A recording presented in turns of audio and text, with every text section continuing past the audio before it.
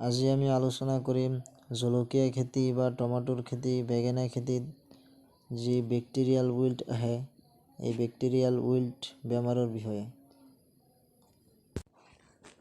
যি বেমাৰে আমাৰ খেতিৰ বহুত লোকচান কৰি দিয়ে। কেতিয়াবা 40% পুলি নষ্ট হৈ যায়। আমি বহুত মেডিচিন ইউজ কৰোঁ, তথাপিও কাম নকৰে। আজি এনেকুৱা এটা ট্ৰিটমেণ্ট শিকাই দিম, যি ট্ৰিটমেণ্টে আপোনালোকৰ 90% ৰিজাল্ট দিব বুলি আমি আশা কৰিছোঁ। ইয়াৰ বাবে আমি যেতিয়া নাৰ্চাৰী প্ৰস্তুত কৰিম, তেতিয়া গুটিবোৰ ট্ৰাইকোডাৰ্মা নামৰ ফাংগিচাইড দি ভালকৈ শুধৰাই ল'ব লাগিব আৰু খেতিডৰা ভালকৈ চহাই ল'ব লাগিব। প্ৰতি বিঘাত 2 কেজি ট্ৰাইকোডাৰ্মা ফাংগিচাইড আৰু চূণ প্ৰয়োগ কৰিব লাগিব। তেতিয়াহে এই বেমাৰৰ পৰা খেতিখন বচাব পাৰি।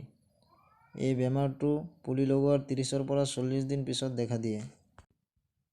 যেতিয়া বেমাৰটো খেতিত আহিছে, তেতিয়া আপুনি কেনেকৈ গম পাব যে ফিজাৰিয়াম উইল্ট হয় নে বেক্টেৰিয়াল উইল্ট হয়, এইটো আপুনি আগতে চাব লাগিব। আপুনি এইটো কেনেকৈ গম পাব যে বেক্টেৰিয়াম উইল্ট নে ফিজাৰিয়াম উইল্ট? ইয়াৰ বাবে আপুনি 1 গ্লাছ পানী ল'ব আৰু বেমাৰ লগা এটা পুলি ল'ব। বেমাৰ লগা পুলিৰ তলৰ পৰা এটা টুকুৰা ল'ব। টুকুৰাটো চিৰ কৰি ল'ব মাজেৰে আৰু পানী ভৰ্তি গ্লাছত তিয়াই দিব আৰু তলৰ ফালে চাব যে এই টুকুৰাৰ পৰা কিবা ধোঁৱাৰ নিচিনা ওলাই আছে নে কিবা ওলোৱা নাই। যদি ওলোৱা নাই, তেনেহ'লে আপুনি নিশ্চয় ভাবিব যে এইটো ফিজাৰিয়াম উইল্ট হয়। আৰু ফিজাৰিয়াম উইল্টটো কণ্ট্ৰল কৰা বহুত ইজি হয়।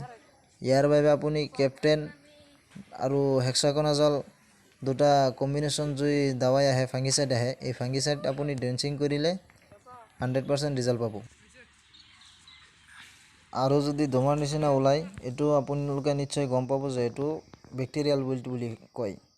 এই বেক্টেৰিয়াল উইল্ট বেমাৰটো কণ্ট্ৰল কৰা বহুত মুস্কিল হয়। তথাপিও আপোনালোকে ষ্ট্ৰেপ্টোচাইক্লিন নামৰ এণ্টিবায়'টিক যোনটো আছে, এইটো গছৰ গুৰিত ড্ৰেঞ্চিং কৰিব পাৰে। এইটো ড্ৰেঞ্চিং কৰাৰ মিনিমাম ধৰি লওক 2 দিন পিছত আপুনি কপাৰ অক্সি ক্লৰাইড নামৰ ফাংগিচাইড এটা আছে, এইটো গছৰ গুৰিত ড্ৰেঞ্চিং কৰিব। তেতিয়া আপুনি অলপ বেমাৰৰ পৰা বাচিব পাৰিব। আজিলৈ ইমানেই। ধন্যবাদ। ভিডিঅ'টো চাই ভাল লাগিলে চেনেলটো ছাবস্ক্ৰাইব কৰিব আৰু লাইক এটা কৰি দিব।